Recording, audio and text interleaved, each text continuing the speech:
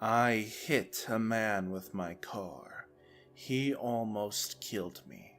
Written by Satyr Dead on r/nosleep.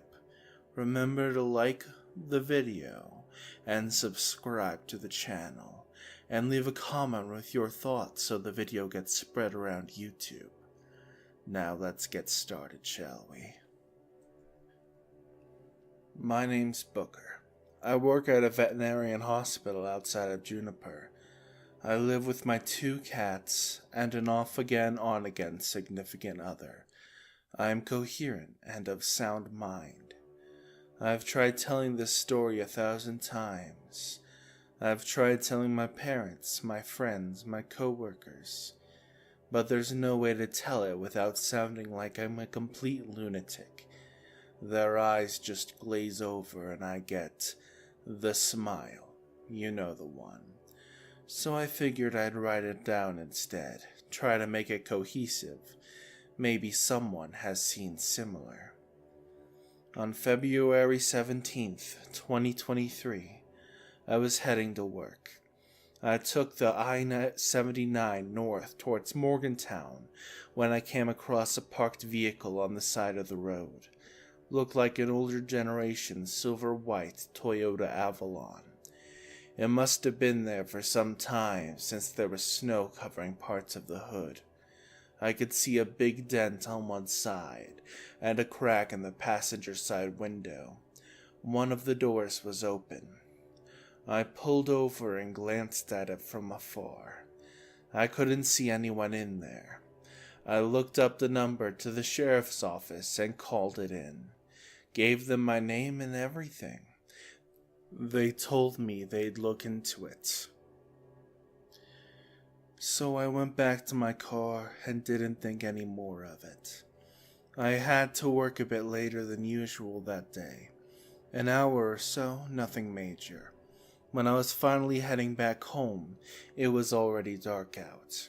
It was somewhere around 6:30 p.m. when I got to the same stretch of road where I had seen that Avalon earlier this morning, and 10 hours later it was still there.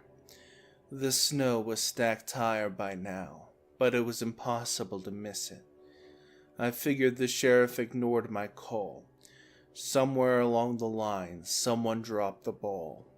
This thing needed to be towed, or there could be a nasty accident. All of this went through my mind as I took my eyes off the road.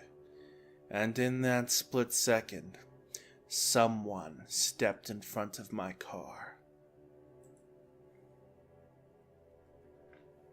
I swerved, but it was too late. There's a very distinct sound to hitting someone with your vehicle. There's like a whiplash effect when the head swings around and smacks into the windshield.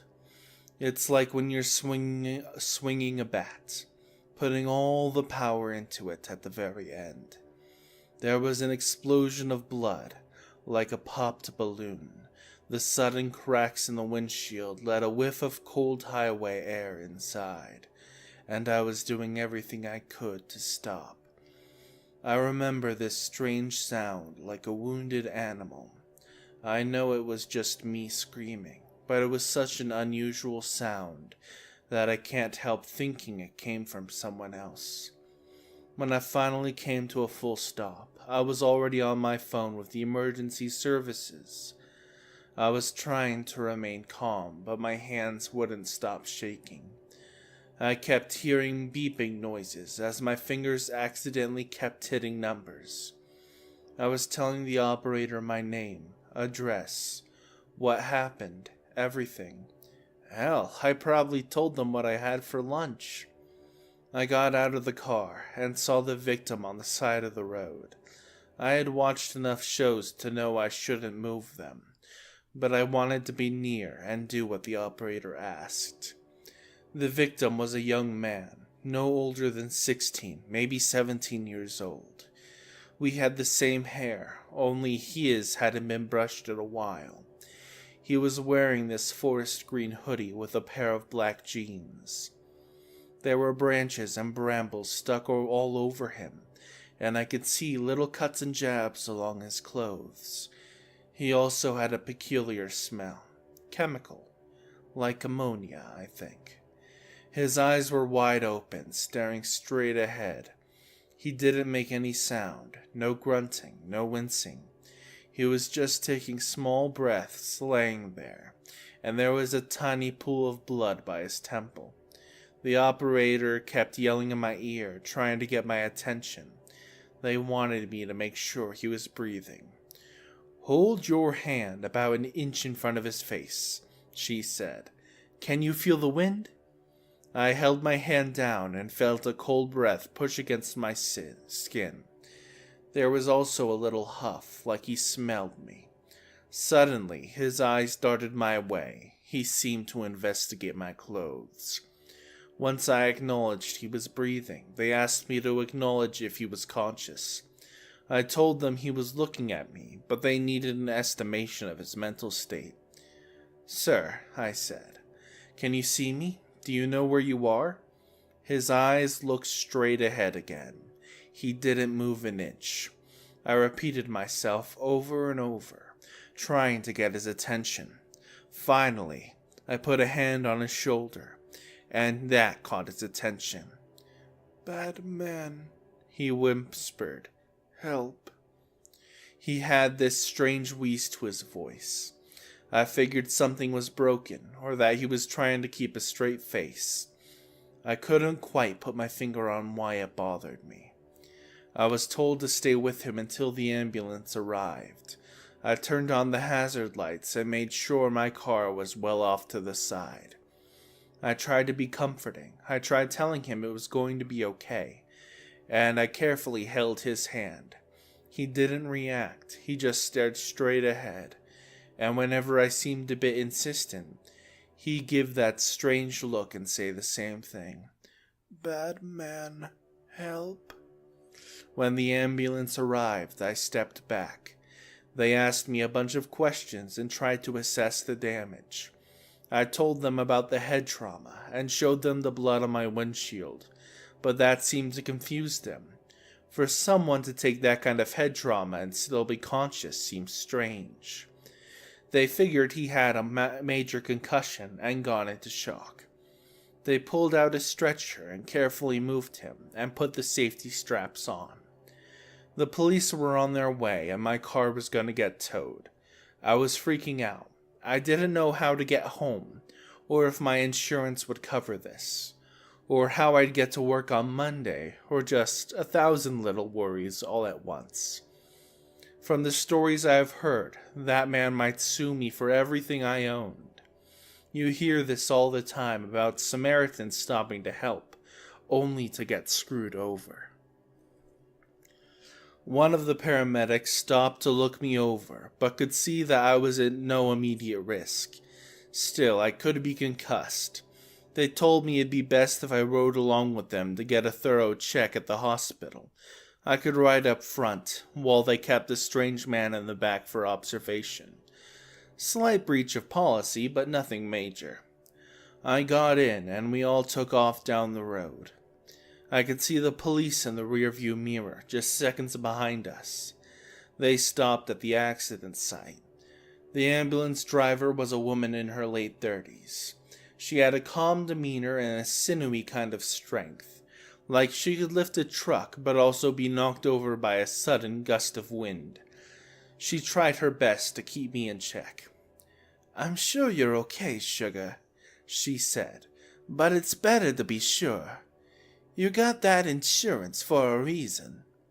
"Maybe you ought to just drop me off," I said. "You guys got your hands full." "We got people waiting on site," she smiled. "Don't worry, you'll be in and out in 10 minutes. Just have a nurse check up on you first, aight?" "All right." I could hear the paramedic in the back try his best to establish contact with the victim. He asked him questions, tried to keep him calm, and encouraged him to stay awake. The victim didn't move, not an inch. "I think there's an obstruction," I heard. "I'm checking his throat." My mind was racing. I could still be held accountable for some kind of accidental manslaughter charge or something similar. I hadn't been drinking, but maybe there could be a false positive on a drug test. I didn't know for sure every ingredient in that lunch sandwich I ate. I tried to stay calm and listen to the driver. She smiled at me, nodded, and told me it was going to be okay. Then there was that moment. She was like the sound of the engine faded away. I remember the words clear as day. There's something in his throat. Looking up, I saw dark figures appearing on the road ahead of us. What happened to us next is hard to describe. It was like an explosion went off. There was an enormous force pushing against the left side of the vehicle, forcing the driver to swerve right to compensate. There was a scream as the paramedic in the back was flung into the wall. I heard the safety straps on the stretcher bend, and the sudden twang of metal as something snapped. Flesh smacked into the glass, separating the front and back of the ambulance. There was a spatter of red and black, along with strands of brown hair. And then the screaming in the back stopped. There was panic. The swerving was out of control, and I could hear pounding coming from the back of the ambulance, but couldn't see through the bloodied glass. "Bad man, help." That strange monotone voice. Every word emphasized another hit. We were going too fast, passing by streetlights. I saw it all play out like a strobe effect. The driver trying to regain control, the bloodied glass denting, brown eyes looking up at me, and the two of us understanding that we'd lost control. And then it all came to a stop. We hit something, and all air was pushed out of my lungs as something in my chest snapped. I was flung against the seatbelt as the world shifted around me, and we came tumbling down a slope. Screaming, broken glass, my world turning upside down, tossing me around like a handkerchief in a snowstorm, and then it was quiet. I was scared to open my eyes, thinking I might be dead. When I finally opened them, I heard the back of the ambulance open. There was an enormous pressure on my right arm, and it took me a few seconds to realize the ambulance had flipped to the side, with the driver's door positioned upwards. The airbag had deployed as the driver had her head at an angle, possibly giving her some kind of neck damage. Her arms hung haplessly down towards me as she groaned, trying her best to move. I haven't even noticed the airbags going off, but now that they lay deployed and used, I could see that they probably saved my life. I could barely see anything. There was no immediate lights here, and everything was at a strange angle. If I concentrated, I could make out a few stars in the sky. One of the headlights was still on, but that just illuminated the ground ahead. I felt snow brush against my hand as I realized most of the passenger side window on my side was gone. I stayed still, waiting, trying my best to catch my breath. My lungs ached, and every bit of movement on my part caused a new string of pain to shoot through me. My head was ringing, and I couldn't identify what exactly was wrong with me. And then the door on the driver's side was torn off. It was almost effortless. I heard some kind of mechanism struggle, but all it took was a rough pull and it came loose. "Bad man," I heard someone wheeze. "Help." I tried to shield my eyes from falling glass as I looked up. Someone was lifting the driver out of her seat. No, she complained. Wait, you can't. And then a hard pull. She screamed. She was still stuck on something, but whoever was pulling her out didn't care. Instead, they pulled harder. I heard something snap as she came loose, and heard a thump as they unceremoniously threw her to the side of the ambulance. There was an impact, and she went quiet. I saw the silhouette of someone looking down at me, someone with a green hoodie. "Bad man," he said. "Help." Something was telling me to run, to kick, fight, scream, and force my way out of the broken windshield. There was an instinct telling me there was something far more dangerous than a car crash. That strange monotone voice was unmistakable. It was the man I'd hit with my car earlier. In a moment of instinct, I froze. I closed my eyes, leaned my head away, and just lay as still as possible. I felt the ambulance shift as he climbed down and tugged on my jacket. Fingers ran down my face, like when a cat was trying to poke you with its paw for attention.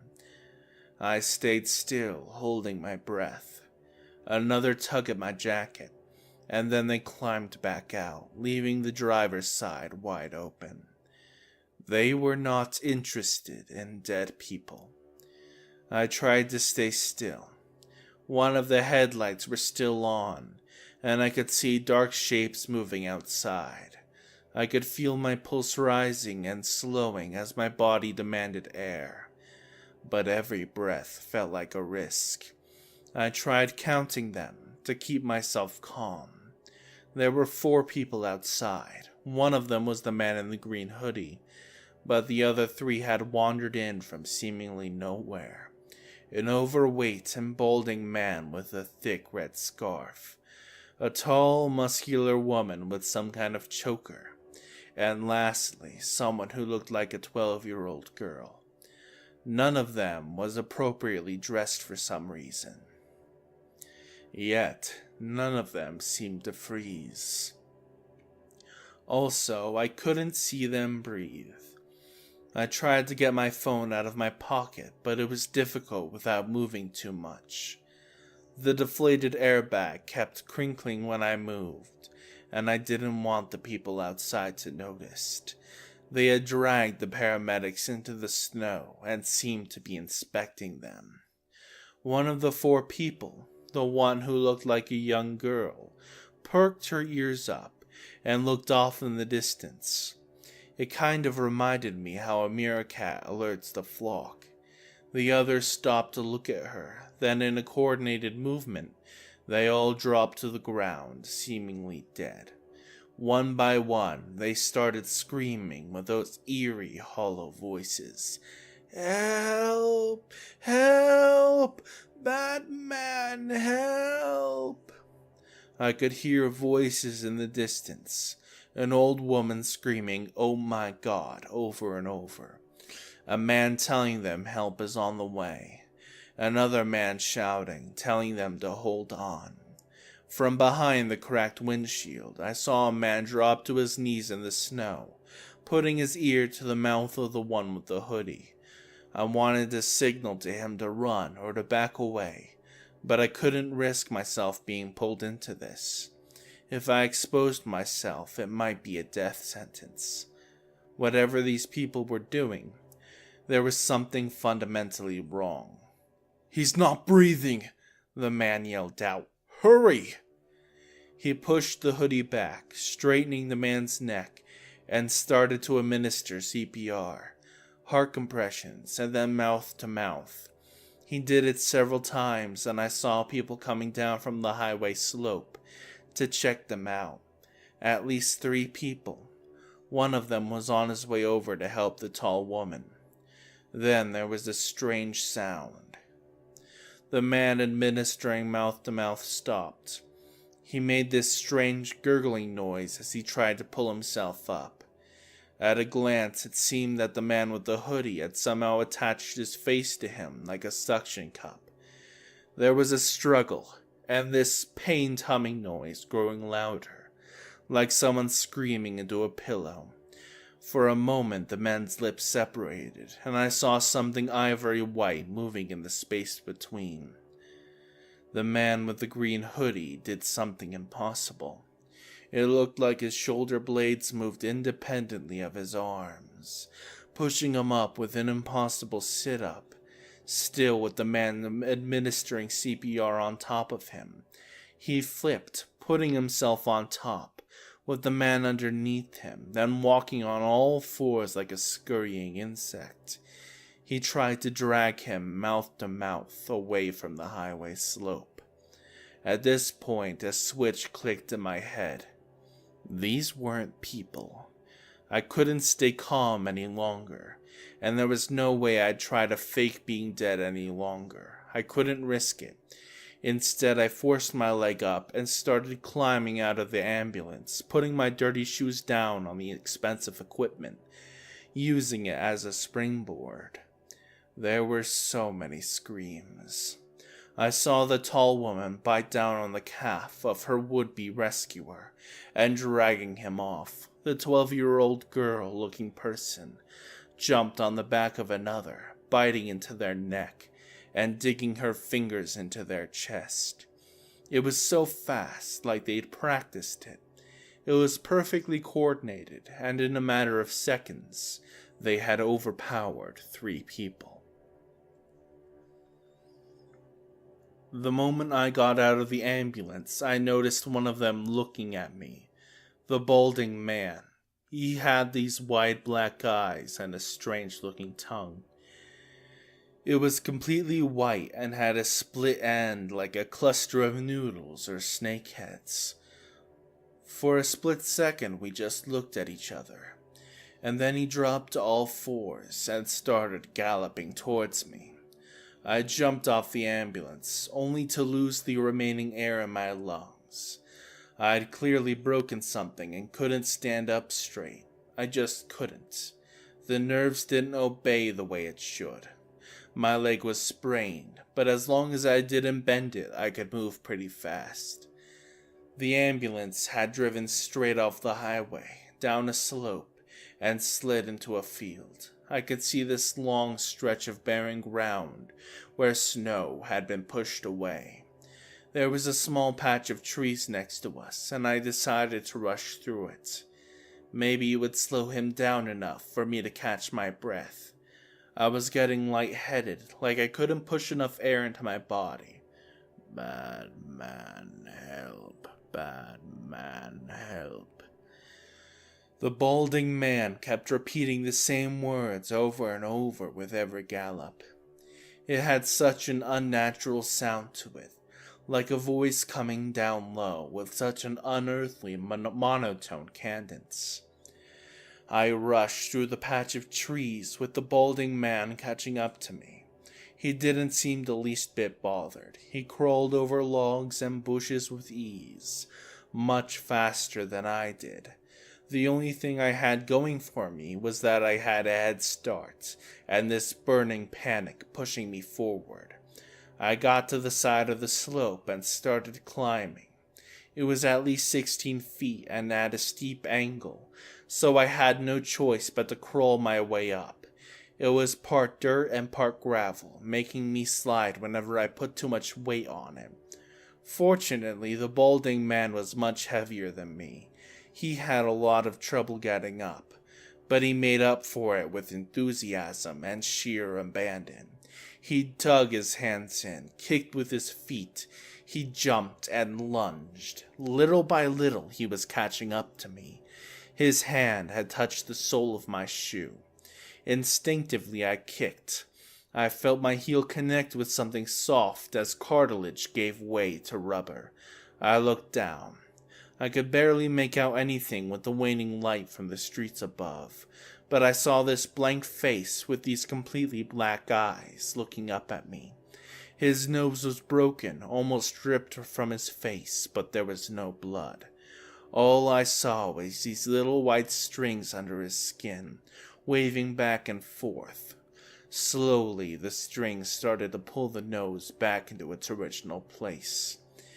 In a hissing warning, he opened his mouth, and I saw straight into his throat where something moved. I made it back up to the highway and started sprinting. In my mind, he was just inches away, and I didn't want to find out what would happen if he caught me. I didn't want to be dragged off into the dark. Instead, I heard cars approaching in every direction. Some honked, others switched lanes. I sprinted straight across, hearing the man switch from a gallop to a two-legged run.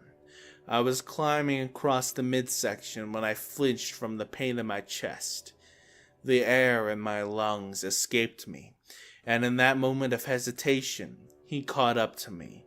He grabbed a hold of my jacket and started pulling me back.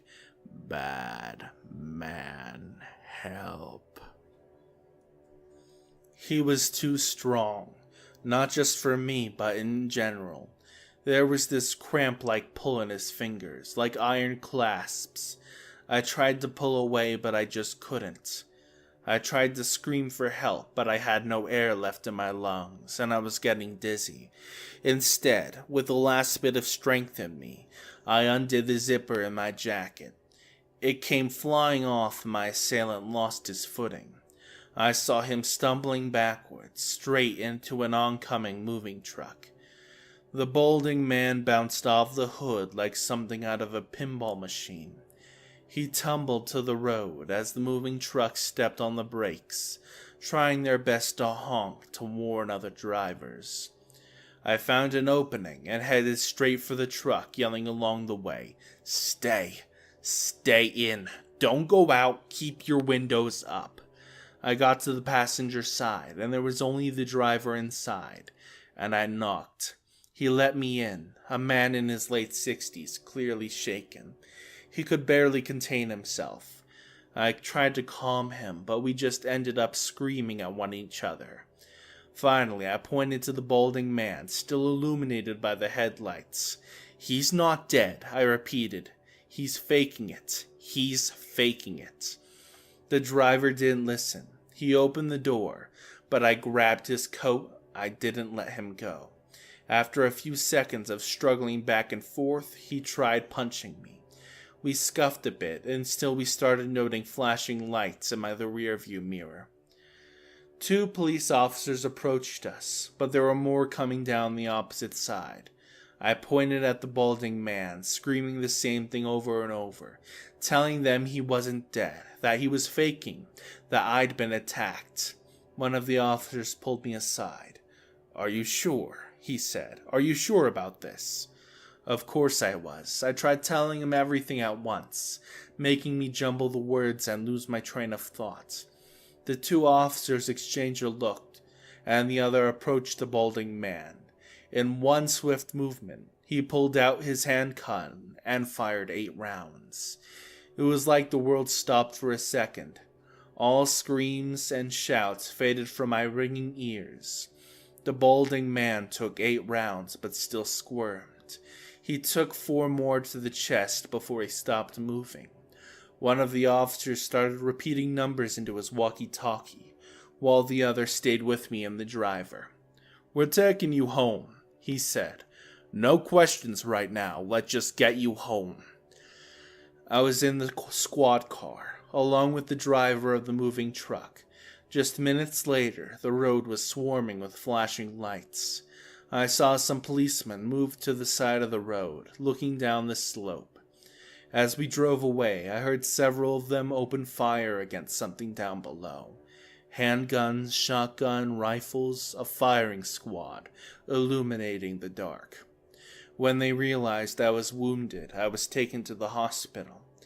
The incident was reported as a traffic accident. No matter who I talk to about it, they say it's the same thing. Traffic accident. That's what it said in the papers, online and in all reports. That's all I got to hear, over and over. Traffic accident. Not a single source mentioned handguns being discharged, or people being carried into the woods. I was diagnosed with a concussion, a broken rib, and 2 small fractures, just below the knee on my left leg. Every time I tried to mention what really happened, I was immediately dismissed. Not a single reputable news source would listen, claiming I was concussed and obsessed with popular fiction. Apparently, these things are a common urban myth. They call them scarf people, and there have been stray reports relating to them for years. Fake people using devious tactics to lure victims into secluded areas. It goes against my nature to look the other way when I see people get hurt. I want to help. I want to be there. But now I know there are things out there that aren't playing by the same rules. They're just playing possum.